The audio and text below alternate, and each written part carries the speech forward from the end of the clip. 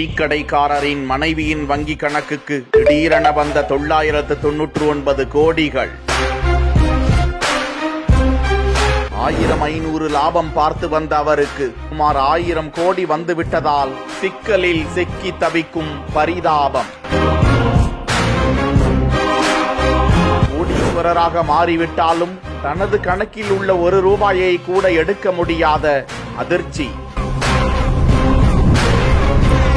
பெங்களூரு நகரத்தில் வசித்து வருபவர் பிரபாகர். பெங்களூரு IIM வளாகத்தில் தேநீர், காபி, ஸ்நாக்ஸ், குளிர்பானங்களை விற்று பிழைப்பு நடத்தி வருகிறார். வாடிக்கையாளர்கள் வசதிக்காக ஜிபே, போன்பே, UPI பணப்பரிமாற்ற வசதியை செய்து கொடுத்துள்ளார். இந்த நிலையில்தான் அவ்வப்போது தனது வங்கி கணக்கில் எவ்வளவு இருப்பு இருக்கிறது என சோதித்து வந்த நிலையில் திடீரென அவருக்கு இன்ப அதிர்ச்சி காத்திருந்தது. அவரது மனைவியின் வங்கி கணக்கில் பேலன்ஸ் தொகையில் 999 மற்றும்